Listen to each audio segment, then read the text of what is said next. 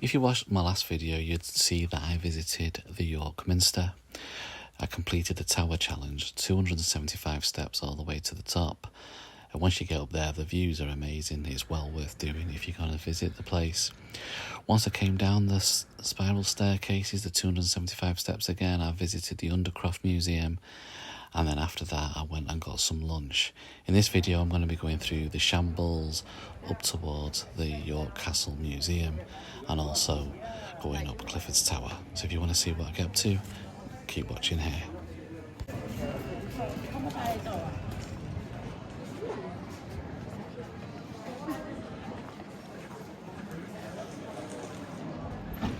A little bit of a shame that there's all scaffolding up there.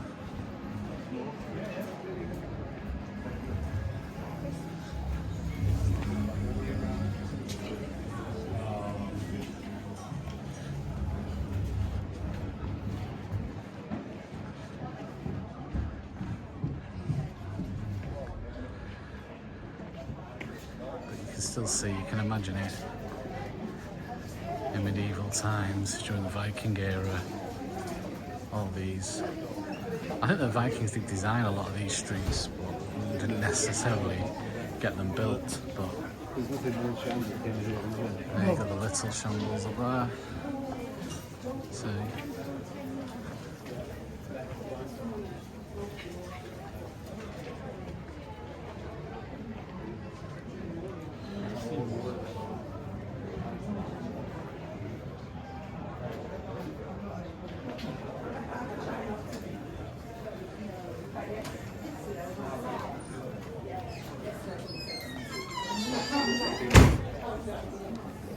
So if you visit here, you'll notice a lot of the roads end in the word gate, and apparently that's a throwback to the Viking days. Gate is like Old Norse for gata, which meant racing road or street. So yeah, we're here now on the Shambles. It doesn't look as nice as it does on Instagram, to be honest with you. Not that impressive, if I'm being honest. Certainly not as impressive as the Minster. However, some of that could be to do with all the scaffolding that's down there. Probably you have to sort of use your imagination, imagine what it was like at the time. The famous road that's got a really long name, which I'm going to try and find. It's probably they reckon it's the most photographed road sign in the UK. I don't want to be a proper tourist, but we still have to find it really. I can't remember what it's actually called. And actually, I can actually see the famous one I was talking about by pure stroke of luck. It's called Watma Gate. God knows what that means, but I'll show you now. There we are, Watma Gate. I read somewhere it was the most photographed sign in the whole of the UK. And there we go. Watma Gate, the shortest street in York, apparently was known as Watnor Gate, which meant Water Street. That was what it was known as in 1505. Probably a bit sarcastic, really. Water Street, meaning look how tiny it is. I'm not sure. There you go. So much for it being the most photographed sign in the UK. I was the only one photographing it. Everybody else was walking past. Not really interested in what the big deal was. Now I'm going to try and find my way to the York Castle Museum. It's supposed to be about a 7 or 8 minute walk from here. So we'll see what we see. And I'll let you know if there's anything interesting on the way. So I'm on a road called Piccadilly at the moment, which seems much more modern than the rest of the city, but I've just come across a place. It's like a medieval guild hall. So it stands out really from the rest of the city. The thing about York, it's a much of a mixture of ancient and modern. We are definitely headed in the right direction. I think there's a river beside us there, which I presume is the River Ouse. So I'm walking through the car park now, so if you drive here, you're probably easy enough to, you can come straight here in your car. You've got Clifford's Tower, which is probably obscured by the trees at the moment, to my right there.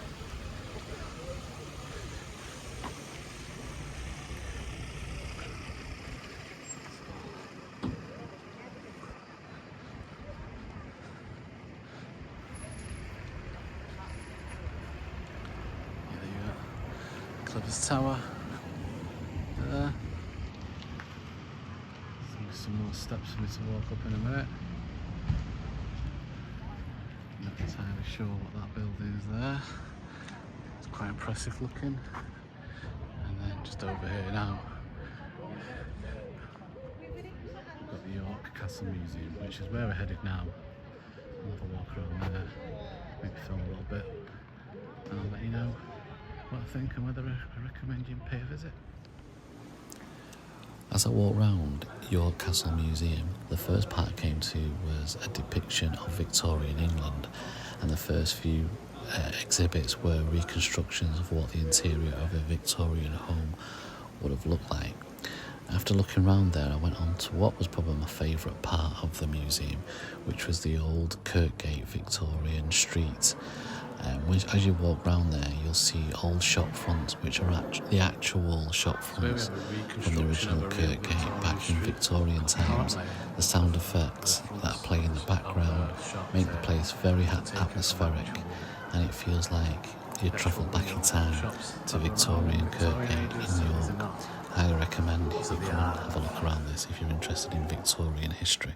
We then walked through the World War I exhibit into the old York Castle prison. You can see the other side of the walls. Obviously, in this we're doing a prison. There's a women's prison and a debtor's prison.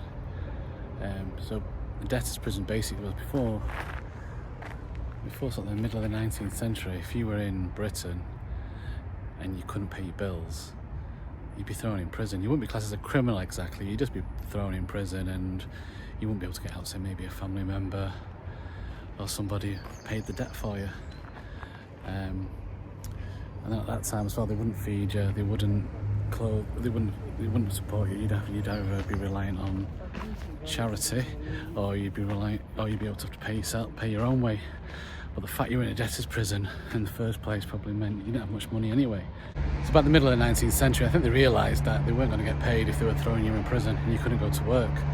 So they scrapped the debtor's prison, and we've got something similar to what we have today, where CCJs, the courts can enforce it, maybe bailiffs will take your stuff away, but ultimately you're more likely to pay your debt if you're actually out working than if you're locked up in a prison.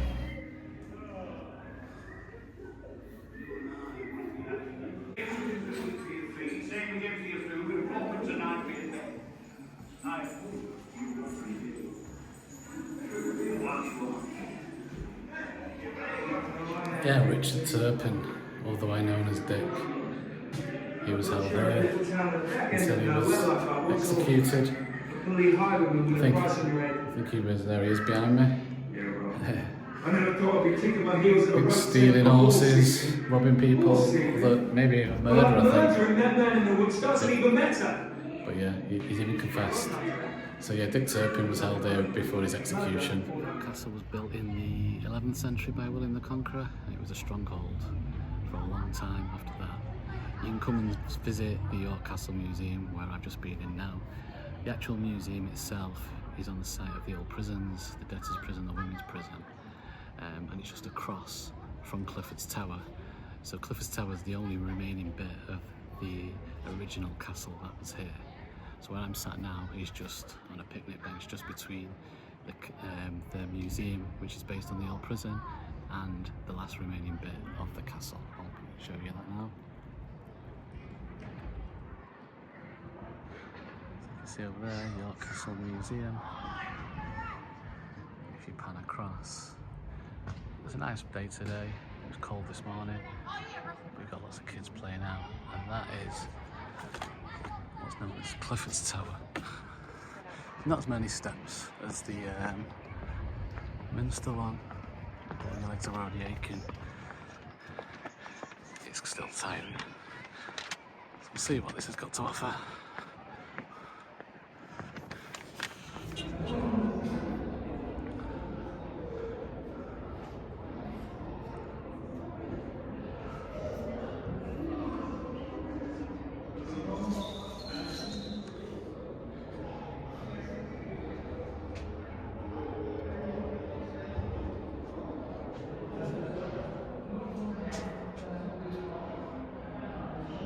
We have the King's latrine. So the king himself, maybe William the Conqueror, has took a dump there once in the past. I don't know where he washed his hands, maybe they didn't do that in them days. Yeah, so I'm now on the top of Clifford's Tower.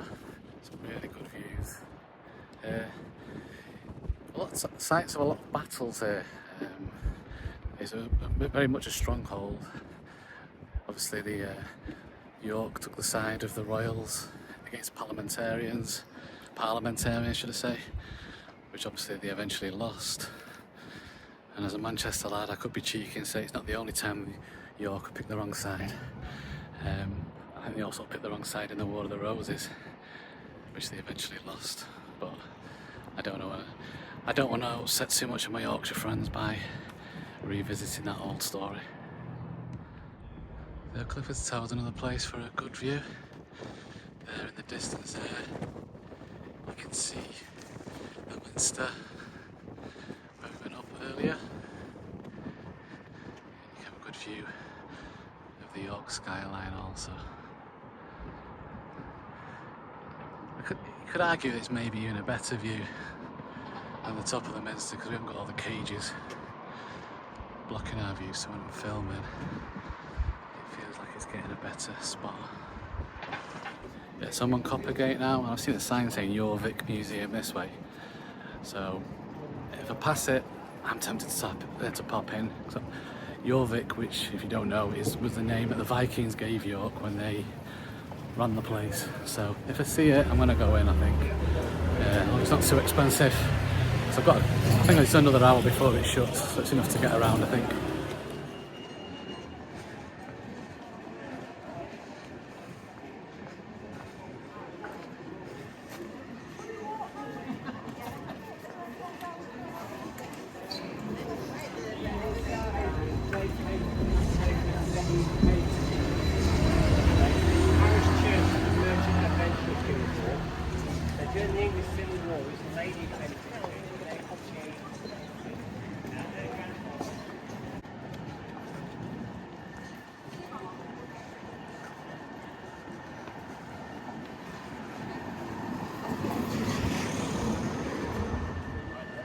So that's in the Viking Centre back where I came from, near Clifford's Tower. Not sure if that means I've walked straight past it. I might have to have a look at.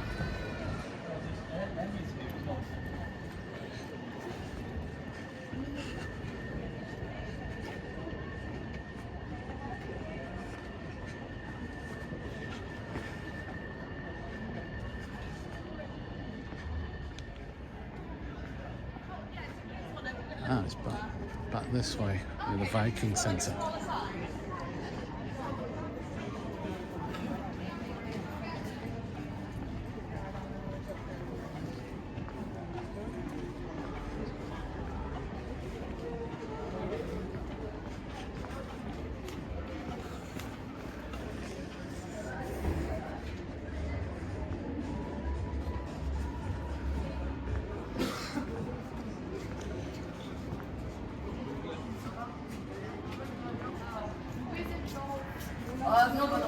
There we are there.